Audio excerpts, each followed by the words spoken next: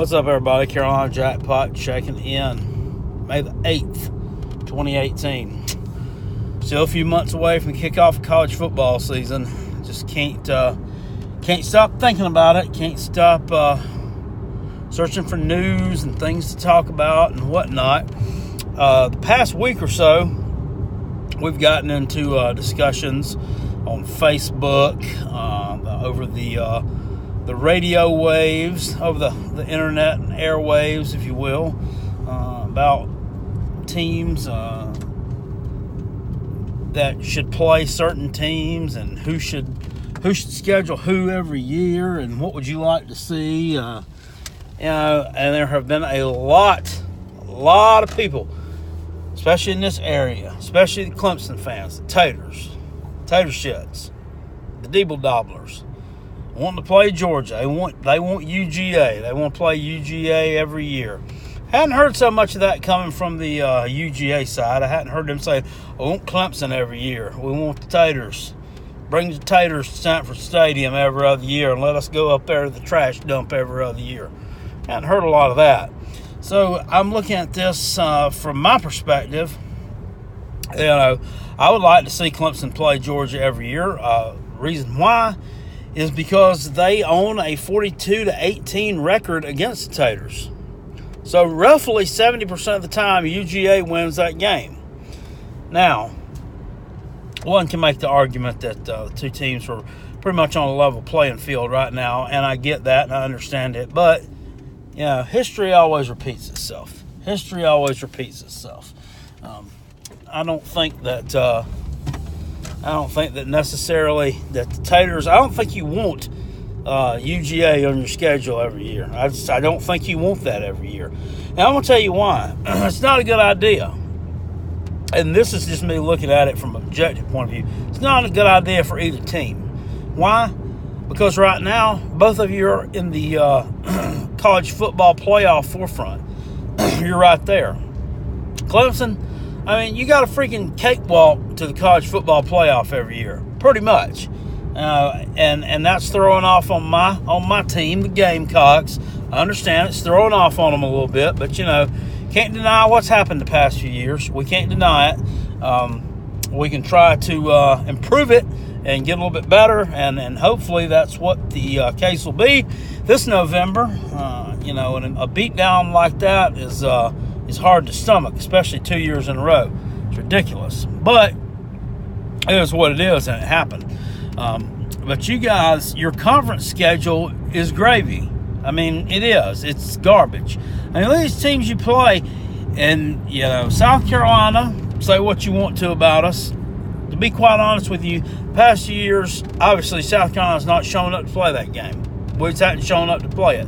South Carolina was much better than the team they put on the field in 2016 in the trash dump, and we were much better than the team we put on the field last year in 2017 against you. We were. We were just a much better team than that. For some reason, they get rattled. Jake Bentley gets rattled against them. I don't know what's up with that. Boom doesn't make good decisions against them, but they're gonna fix that. We fitting to fix it. We fitting to fix it. Okay. But South Carolina's heads and shoulders above anybody else you're playing in the ACC, with the exception of, I don't know, maybe Florida State. I don't know. I don't know about them either. They've been good in the past. I don't know that Jimbo Fisher was that great of a coach. I think he just kind of out-talented other teams. You know what I'm saying? He just out-talented other teams. That team in 2013, the one that came into Death Valley and smacked you around, had 22 players on that team that played in the NFL at some point in time or drafted. 22. All of them. All stars on offense and defense play in the NFL. That's crazy. So he out-talented other teams. But, recently, they haven't been anything. This year, I understand. They probably got a quarterback that can toss that thing and one of the better running backs in the ACC. But their offensive line's garbage. They have a lot of questions on defense. So, they're just a little bit above average, I think. NC State, we've already proven we're better than them.